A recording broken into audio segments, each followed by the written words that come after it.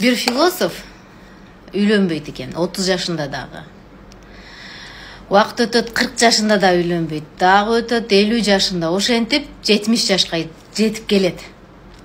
Анан өлүм төшөгүндө жатса, шагирттеринен бири сурайт.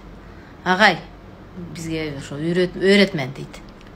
Агай, эмне үчүн 70 жашка келип деле үйлөнбөдүңүз? Себебин айтыңызчы дейт. Балдарым, мен идеалдуу аял издедим дейт. Десе анан айтат, сиз дүйнө кездиңиз, көп инсандарды көрдүңүз, идеалдуу аял көрбөдүңүзбү десе. Көрдүм дептир. Анан дейт. Ал дагы идеалдуу эркек издеп жүргөн экен дейт. Эми бул мен айтканымдын себеби, окуяны айтканымдын себеби, менин личкама бир күндө 10 смс келсе, 5-өсү эже, мен үйлөнөйүн дедим эле. Тегерегиңизде жакшы кыз келиндер болсо, ошол турмушу болбогон келиндер болсо, мен үйлөнөт элем деп анан өздөрүн мактайт. Намаз окуйм, тигинтем, мигинтем деп. Мен баракчам давай поженимся баракчасы эмес. Бул тамаша. Жакында балким буйруса той болот деген баракча ачсам керек.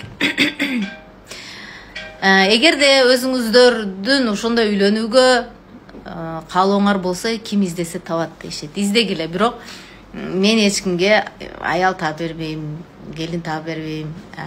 Анткени өзүң тапсаң, өзүң бышырган ашты айланып да өзүң жейсиң, үргүлүп да өзүң жейсиң. Урушуп калсаң, өзүң элдешип аласың. Анан кийин мен таап берсем, экөөңүздөр эртең урушуп кетип, анан ортодо мен балеге калайын. Сен тапкан кыз эле, сен тапкан эркек эле деп.